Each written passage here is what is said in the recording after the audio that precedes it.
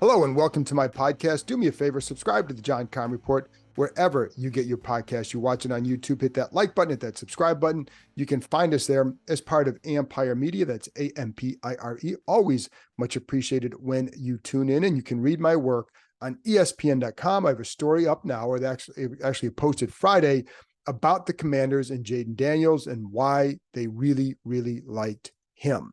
So give that a read. And also for you gold members, I'm going to be doing a private Zoom session on Tuesday night at 7:00 Eastern time. So join me there, bring your questions. The rest of the members can get that after we're done, but good chance to just have a little chat about the Commanders for about 40 minutes or so. Anyway, and if you want to become a club member, go to the Empire Media YouTube page, click on the word join. You have to do it on your laptop, and whatever membership you're comfortable with, go from there. Anyway, it's Tuesday night, 7:00 Eastern time. In a minute, I'm going to be joined by Jeff Daimond, a former NFL executive, used to be with the Minnesota Vikings and Tennessee Titans, and was an executive of the year one time, retired from the NFL a while ago, but he has stayed in touch with the game.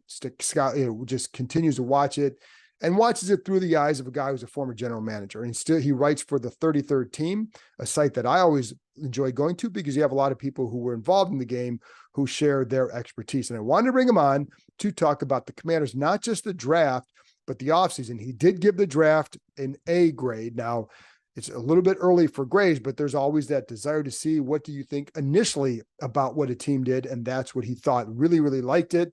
And also what he thinks of the Commanders offseason in general and their approach to roster building. I think you'll enjoy it. I think he really likes Jaden Daniels. And I think, to be honest, I think he likes him more than Caleb Williams. And I think you'll hear why. And I think there was some criticism of Caleb Williams from him. So anyway, there you go. I have nothing else to add, folks. This is a week for, we're going to be at the Commanders rookie minicamp week later in the week. So it's our first chance to see Jaden Daniels in person in a Commanders uniform up close. So that will be later in the week. So we'll have some stuff on that. But right now, here's my conversation with former NFL executive Jeff Daimond.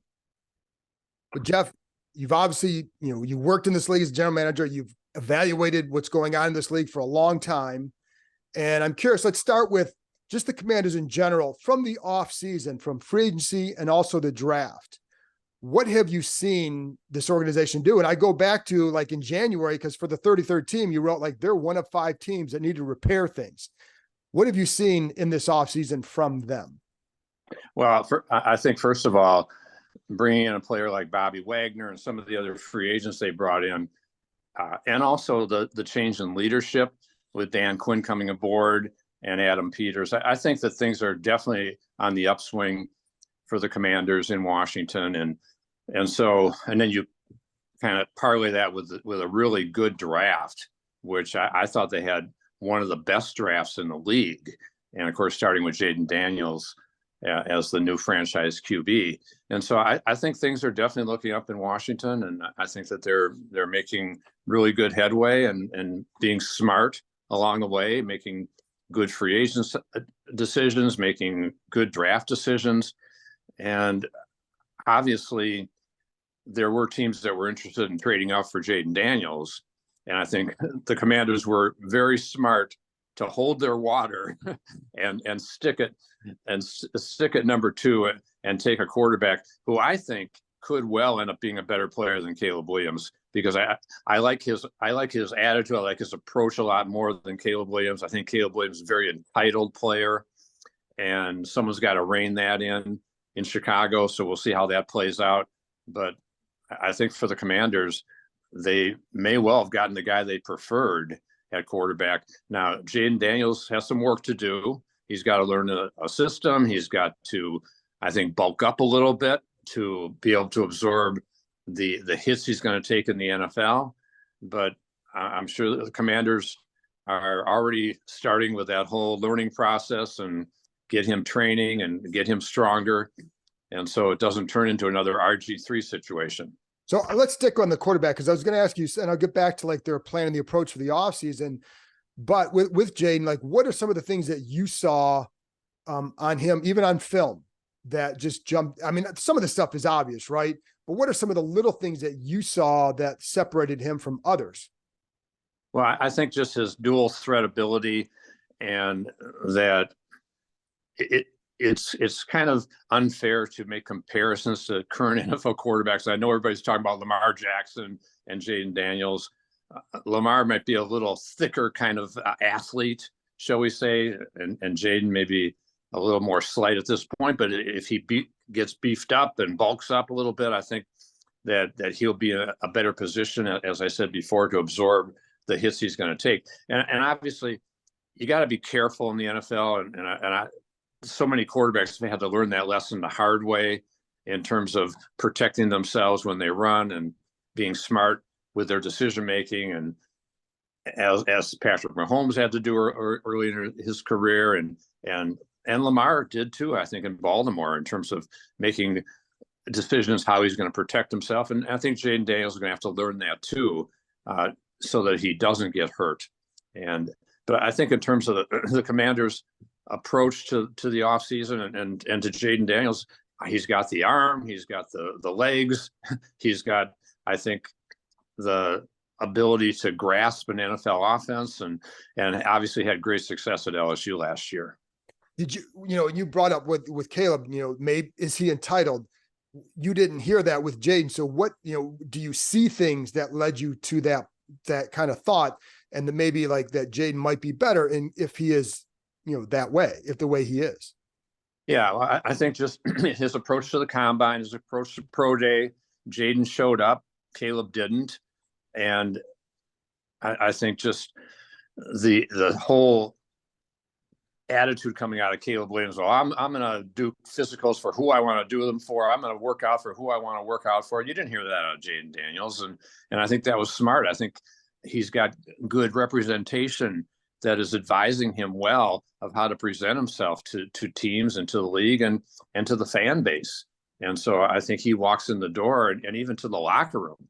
And I know the Bears players are saying, oh, it's no big deal. Jaden or Caleb will be fine. But there's got to be a little bit of an undercurrent there. Like, hey, this guy really thinks he's hot stuff, and he hasn't even done a thing yet in the NFL, and wasn't as good last year at USC as he was the year before. And everybody saw that Notre Dame game when he threw 3 interceptions and they lost by 4 touchdowns. So, yeah, Jaden had some tough games in the SEC too. That's going to happen in the best conference in football. But I just like his persona. I like his approach and how he handled the whole pre-draft process. There were a lot of people who were like, oh, well, he had this is his 5th year. He steadily progressed and had a really good last year. Obviously, it's funny because I think for some fans who didn't want him, they were concerned by that. I think this team really liked the fact that he kept working to get better or kept improving. What was your take on that? Yeah, I think that's true. I think guys that stay in school a little bit longer, I think they mature a little bit, and he had to learn different systems during his college years, and so I think that plays to his benefit ultimately. And now he's going to learn Cliff Kingsbury's offense in Washington, and I think that he'll have a chance to, as I said, be a really good player. And then you look at what kind of weapons he has. He's got some really good receivers potentially that are coming in there, and so I think it's a good situation for Jaden Daniels. Obviously, when you're talking about a team that was a last place team and picking second in the draft, they've got a lot of work to do. And I was a little surprised at taking Newton in the second round, but he's clearly a talented guy and one of the top interior defensive linemen. But it was a position of strength for the Commanders with Jonathan Allen and Darren Payne. And so you talk about how is he going to progress? But yet Dan Quinn's a smart guy and a really good defensive coach. And I think he'll find a way to get all 3 of those guys on the field together, since there's no Montez Sweat anymore and no Chase Young anymore. So they'll find a way to, maybe they put one of the either Payne or Allen outside in pass rush situations, or maybe Newton comes off the field initially in pass rush situations. So it's not bad to have a really strong rotation, especially at defensive tackle, where those guys take a lot of punishment. Right. Absolutely. And what you gave them for the draft an A. So that goes beyond just one player in Jaden Daniels. So what else did you like about their draft? Yeah, I definitely liked their trade with Philadelphia, where they got, I think, two really good players potentially, and Mike Sanderstill. Mm-hmm. I think I'm pronouncing that correct. Yes. and also the tight end Sonata. I think that these are two players who fill, I think, a need for the Commanders. Sanderstill, quickness, run defense, and I think he's a guy that had 6 interceptions for a national champion team last year. And Sonata, I think he fills a need and gives Jaden Daniels a really solid kind of check down tight end who can also get down the field. And he's a guy that was very productive in college. And so I think he's a great addition at a position that they needed help. And then you talk about some of the other players that they drafted, and McGee has a high motor, could be a really good special teamer, eventual starter at linebacker. Hampton's a big athletic safety, and Dan Quinn will figure out a role for him.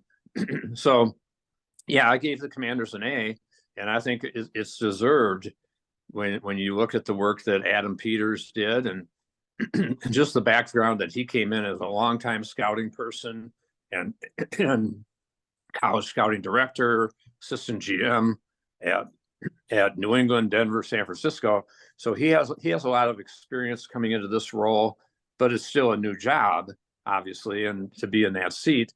And you got to say, his first shot, really good. Well, and that I was going to ask you too, because when you know how tough that position is. So to come in and like in a few months to do all this, what would that be like for, because it's hard to understand. Like, I don't think the guy saw his family very much at all during this whole process, but he's got to come in and hire a new coach. He's got to come in and find the next quarterback for a franchise that desperately needs one. Like, how hard is that for a general manager? Yeah, there's definitely a learning curve for him too, even though he observed in his earlier stops, we know that, and especially in the assistant GM role in San Francisco. But yeah, it's hard, but I think it's so busy for him that he doesn't really have time to think about how hard it is.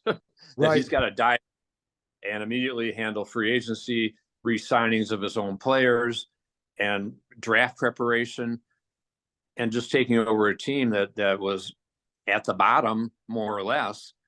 And so you look from that standpoint too, that there is a little bit of less pressure, that he's got time to build this thing up. It doesn't have to happen in 1 year, even though I think the Commanders will be much improved this year.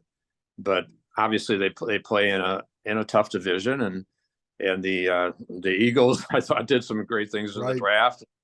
Dallas has got some issues, obviously, with the salary cap and with Dak and everything going on there, and didn't draft a running back and end up re-signing Ezekiel Elliott. And so that's a little shaky going on there. The Giants, I thought, were smart to hang on to Daniel Jones. And Daniel Jones was a very good quarterback, as we all know, 2 years ago in 2022. He got the Giants to the playoffs. He won a playoff game in Minnesota. Then he gets hurt last year, and all of a sudden people, they need to draft a quarterback, and they need to draft McCarthy or somebody else. And I thought that was a smokescreen all along. I didn't think the Giants were going to go there. First of all, Daniel Jones has about over $50 million of dead money on his contract, and they were going to hang on to him and see if he could get rebuilt. And now he's got Malik Neighbors, one of the top receivers in the draft, as a weapon he never had, really, in New York. So the NFC East is not getting any easier. No. Commanders to navigate that division, but things can turn around in a hurry. We see it every year. We saw it with the Texans last year, came from the bottom to a final 8 team. And a big part of that, of course, was CJ Stroud, who coincidentally the number 2 pick in the draft. Right. I'll pick 1 pick in the draft, and partially because Bryce Young did not have the supporting cast that CJ Stroud did. But here's the number 2 pick in the draft this year, Jaden Daniels with a pretty good supporting cast at receiver. And who knows, maybe they'll be this year's Houston. What is the key for, like, when you get a young quarterback in there, what's the key to helping him develop? And what, I don't know how much, like, how closely you can see what Washington wants to do, but what's the key to helping a young kid develop? Yeah, I think it's just taking steps along the way, not bombarding him with everything initially, and just take it kind of one step at a time. You've got the entire off season now. You got the off-season training program now. You've got OTAs. You got mini camp into training camp.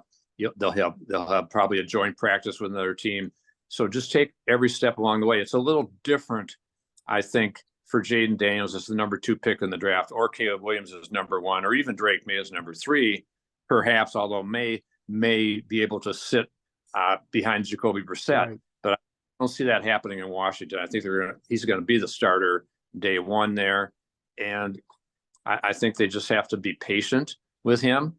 It's different, I think, than what the Vikings are looking at with J.J. McCarthy, that they signed Sam Darnold. Sam Darnold's not a world beater. We know that, but he could be a decent bridge quarterback until McCarthy's ready. And although I expect that to happen sooner than later, because right. I know how Vikings were on J.J. McCarthy. I'm here in Minneapolis talking to you. And so, but I think for Daniels, he's going to be the guy, and he understands that. The Commanders understand that, and I just don't see them sitting him with the talent level that he has. And so I think they have to be patient with him, but be ready to get him in there. And in part is, because they'll talk about strong defense, improved run game to limit the pressure or the burden on him to have to go do everything. But those legs give him the ability to make plays when things break down too, which is why I think you can get a guy like him in maybe a little bit earlier than others. Yeah, I think that's definitely true. And that he does have that obviously escapability factor that's so important.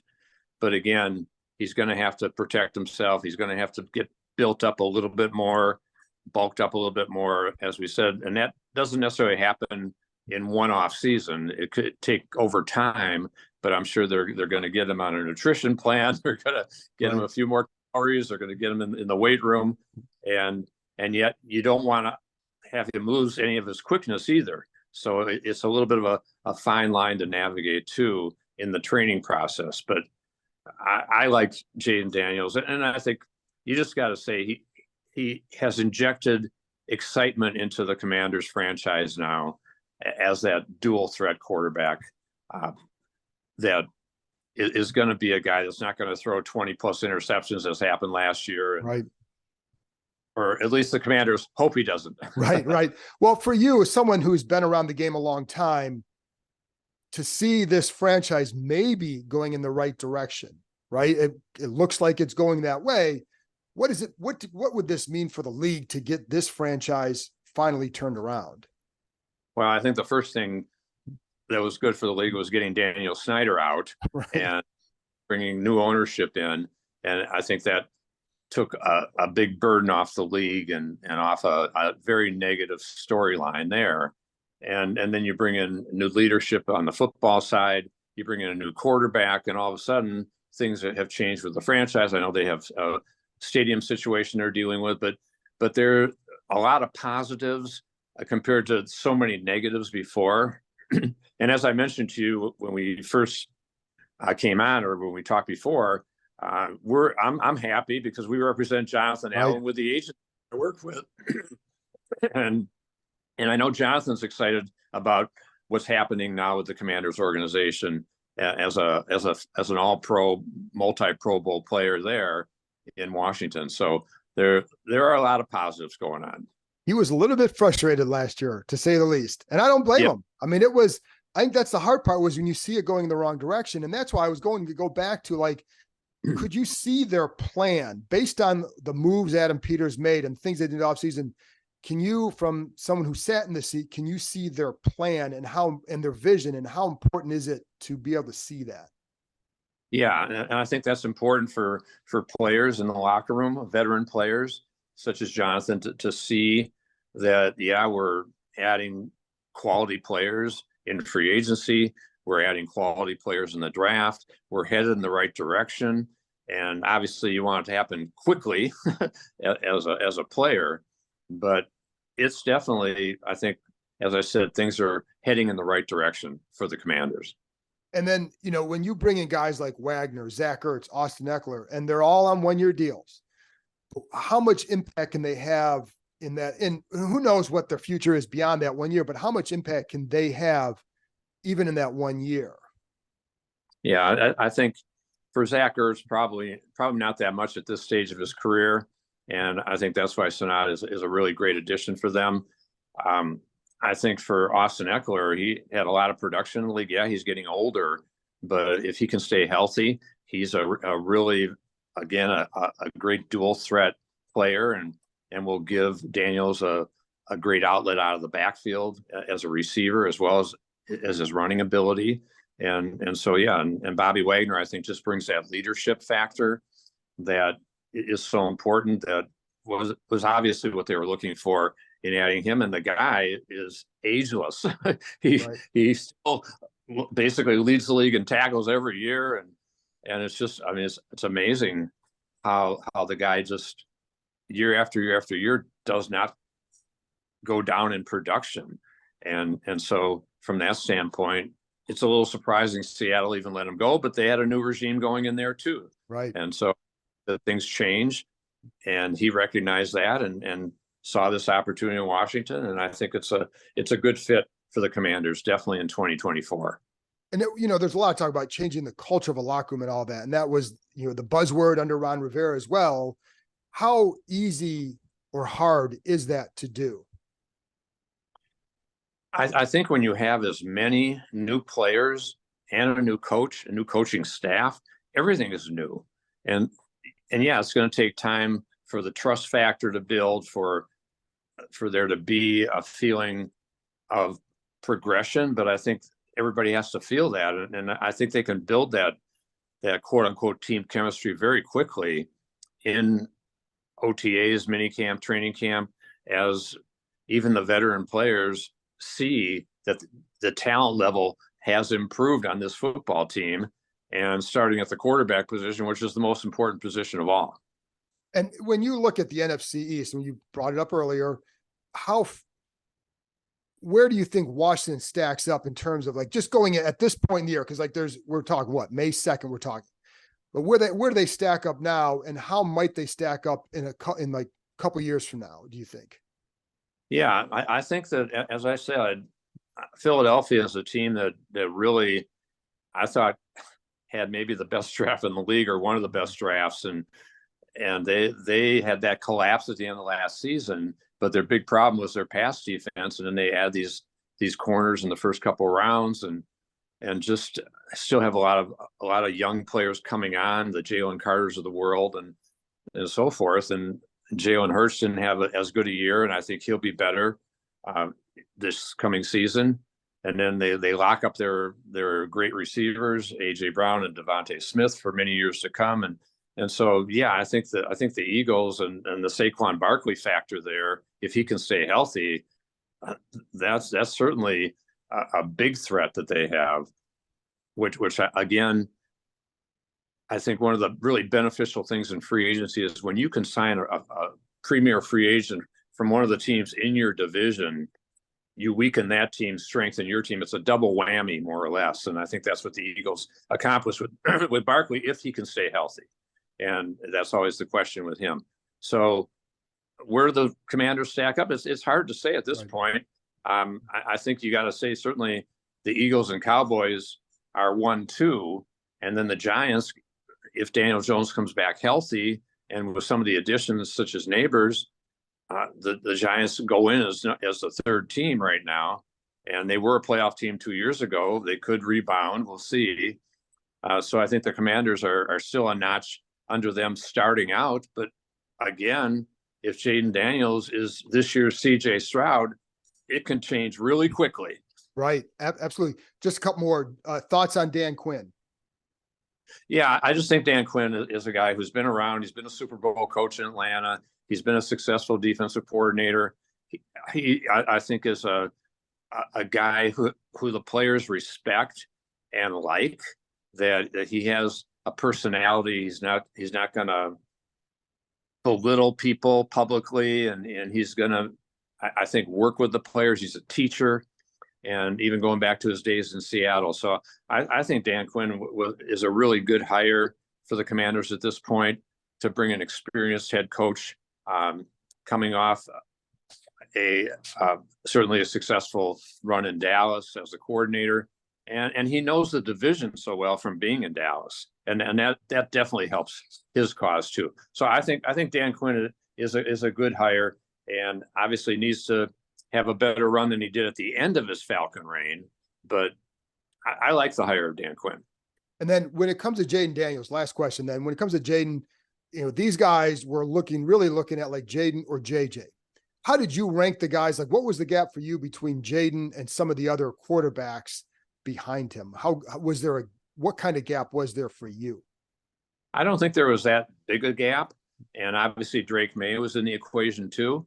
And so, yeah, I think McCarthy, I think all those guys, when you talk about those first four guys, I felt that there was a drop off after Williams, Daniels, May, McCarthy, okay, down to Penix and Bo Nix, and which is why I think I'm not going to say shocked, because nothing shocks me in the NFL. Right. Certainly very surprised, as everybody was, right, when the Falcons made that pick of Michael Penix Jr. at 8. And I'm quite sure that the Vikings sitting there at 10 were very anxious. They were at 11 at that point, very anxious, especially when the rumbling started that Atlanta was going quarterback. And I'm sure the Vikings thought, oh, here goes McCarthy, who we want. And then they took Penix, who I think is a really good player, but he's been hurt every year. And it was just, I thought, a bizarre pick. I thought it was a ridiculous pick that Atlanta made for Penix. When you talk about, they just give Kirk Cousins $100 million guaranteed on a $180 million 4-year contract. That tells me that Cousins is going to be the starter for 2 years at least. Right. And so then you're going to sit Penix. And I know they made the analogy to Jordan Love. Well, it's still, Jordan Love, I think, was picked in the 20s in the draft, compared to Michael Penix, a top 10 guy, number 8, and Atlanta needed pass rush help, and they could have got Dallas Turner, they could have got Jared Verse. And so again, the Vikings thrilled that they were able to, first of all, keep those 2 first-round picks, and then they can trade up and take Dallas Turner, one of the top edge rushers in the draft. Certainly it's a home run for the Vikings and it's always a big if McCarthy pans out, if Dallas Turner pans out.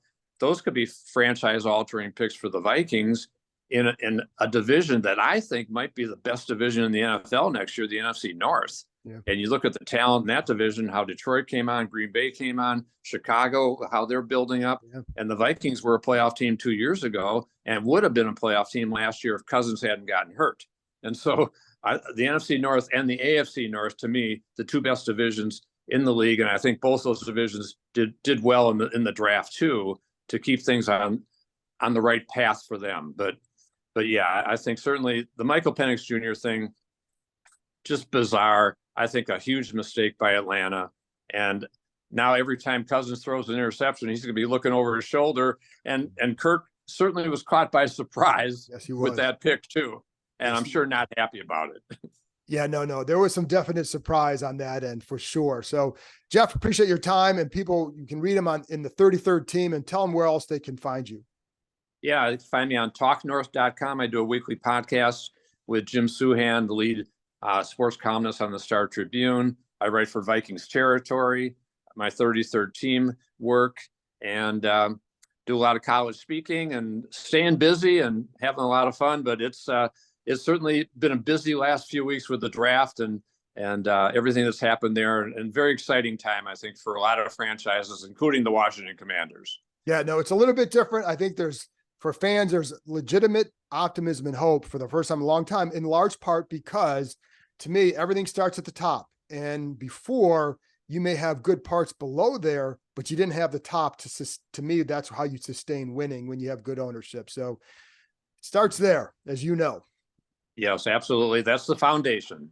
Yep. Thank you very much, Jeff. Hey, thank you, John. Take care. All the best.